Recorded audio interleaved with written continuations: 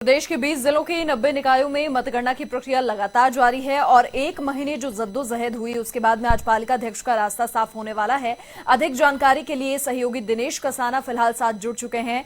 दिनेश, अब तक की अगर बात करें तो कैसी तस्वीरें नजर आ रही हैं? देखिए, जिस तरीके से सुबह से अपडेट हम दर्शकों को दे रहे हैं, किसका दबदबा ज्यादा दिखाई दे रहा है?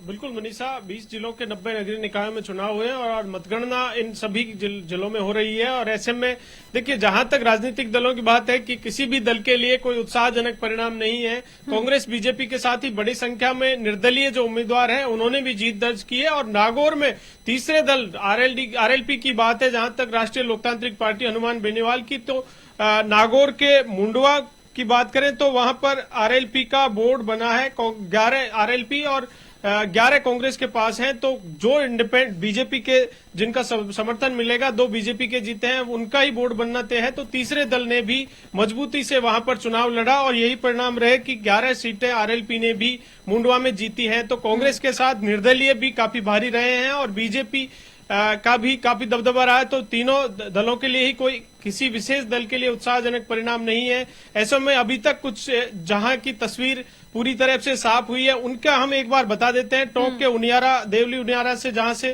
कांग्रेस के विधायक हैं हरीश चंद्र मीणा, उनके उनियारा क्षेत्र में जहां नगरपालिका के चुनाव थे वहां पर बीजेपी का बोर्ड बना है। कांग्रेस के विधायक होने के बावजूद भी बीजेपी का बोर्ड बना है।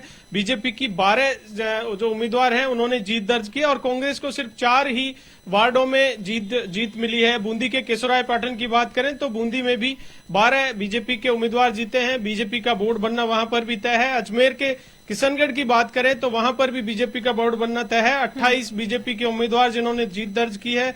बड़ी बात यह है कि केकड़ी की अगर हम बात करें, केकड़ी में चूंकि रघु शर्मा चिकित्सा मंत्री हैं, उनका क्षेत्र था निर्वाचन क्षेत्र और केकड़ी में कांग्रेस का बोर्ड बना है। कांग्रेस 40 में से 21 सीटों पर कांग्रेस के उम्मीदवार जीते हैं। 2 निर्दलीय उन्होंने जीत दर्ज की और 17 बीजेपी के। तो ये लगभग स्पष्ट है कि वहां पर केकड़ी में रघु शर्मा अपनी प्रतिष्ठा बचाने में सफल रहे हैं और कांग्रेस का बोर्ड बनना लगभग तय है। नागौर के मुंडवा की स्थिति अब स्पष्ट है कि कांग्रेस और आरएलपी ने भी मजबूती से चुनाव लड़ा और यही कारण रहा कि आरएलपी ने भी कांग्रेस के बराबर टक्कर दी और 11 वार्डों में जीत दर्ज की है कांग्रेस के बराबर और 2 बीजेपी को 2 पर ही। गुलाबपुरा की बात करें तो गुलाबपुरा में बीजेपी का बोर्ड बनना तय है। 13 उम्मीदवारों ने गुलाबपुरा में भीलवाड़ा में है और वहां पर 13 बीजेपी के उम्मीदवारों ने जीत दर्ज की है।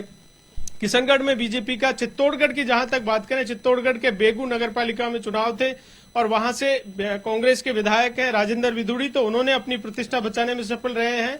25 में से 15 वार्डों में कांग्रेस ने वहां पर जीत दर्ज की है। बड़ी सादड़ी में 14 कांग्रेस के जीते हैं और कपासन में 12 बीजेपी के जीते हैं। कपासन में बीजेपी का बोर्ड बनना तय है। बेगू और बड़ी सादड़ी में कांग्रेस के बोर्ड बनने लगभग तय है। राजसमंद की जहां तक बात है, 45 में से 26 कांग्रेस के जीते हैं और 18 बीजेपी के जीते हैं। देवगढ़ की बात है, राजसमंद के ही देवगढ़ में भी नगरपालिका के चुनाव थे तो वहां पर भी 14 बीजेपी के उम्मीदवारों ने जीत दर्ज की है। इस तरह से कुछ क्षेत्रों की नगरपालिकाओं की या नगर निगम की स्थिति स्पष्ट है। अजमेर नगर निगम की बात करें, जहां तक एक नगर निगम का चुनाव था, तो ऐसे में अजमेर नगर निगम में बीजेपी का बोर्ड बनना तय है। अजमेर नगर निगम में 28 बीजेपी के उम्मीदवारों ने जीत दर्ज की है और कांग्रेस के 10 उम्मीदवारों ने जीत दर्ज की और 8 निर्दलीय जिन्होंने जीत दर्ज की है। तो अजमेर नगर निगम में भी बीजेपी का बोर्ड बनना तय है। तो अधिकांश जगह लगभग बीजेपी के अभी तक उम्मीदवार जीते हैं और कांग्रेस बीजेपी के साथ निर्दलियों की भी काफी अहम भूमिका रहेगी। करीब 300 वार्ड ऐसे थे जहां पर कांग्रेस और बीजेपी दोनों ने अपने उम्मीदवार नहीं उतारे थे, चूंकि खाली छोड़ दिया था। ज्यादातर टिकट का दावेदार होने के चलते इन 300 वार्डों को खाली छोड़ा गया था। तो ऐसे में बोर्ड बनाने में निर्दलियों की भी अहम भूमिका रहेगी। निर्दलीय जिस तरफ जाएंगे, बड़ी संख्या में निर्दलीय जीत दर्ज कर रहे हैं, तो जिस तरफ निर्दलीय जाएंगे वो भी एक निर्णायक भूमिका में रहेंगे। मनीषा।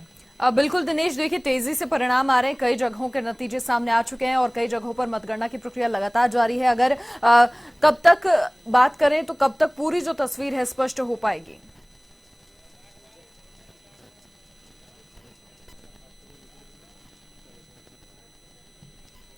बिल्कुल, देखिए दोपहर बाद तक पूरी तस्वीर साफ हो जाएगी। कहां कांग्रेस के बोर्ड बनेंगे, कहां बीजेपी के बनेंगे और कहां निर्दलियों की अहम भूमिका बोर्ड बनाने में रहेगी।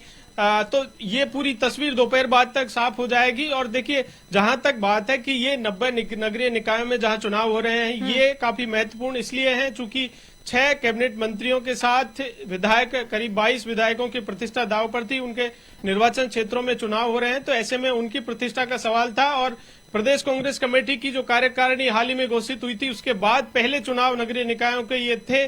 तो ये कहा जा सकता है कि पिछले जो निकाय चुनाव हुए उनमें कांग्रेस को बढ़त मिली थी शहरों में, और ऐसे में अब 90 नगरीय निकायों के चुनाव हुए हैं। तो ऐसे में कांग्रेस की जो कार्यकारिणी है, पीसीसी अध्यक्ष हैं गोविंद सिंह डोटासरा, उनकी भी प्रतिष्ठा पूरी तरह से दांव पर है। किस तरह से कार्यकारिणी को इस बार आगे किया गया था, जिला और संभाग की जिम्मेदारी उपाध्यक्षों और महासचिव के साथ सेक्रेटरीज को दी गई थी। तो ऐसे में किस तरह से उनकी वर्किंग रही, किस तरह से मैनेजमेंट रहा, उनकी भी एक तरह से प्रतिष्ठा दांव पर पूरी तरह से लगी हुई है। तो कितने निकायों में कांग्रेस के बोर्ड बनने हैं, कितनों में बीजेपी के बनेंगे और कहां निर्दलीय निर्णायक भूमिका में रहेंगे, ये दोपहर बाद तक पूरी तस्वीर साफ हो जाएगी।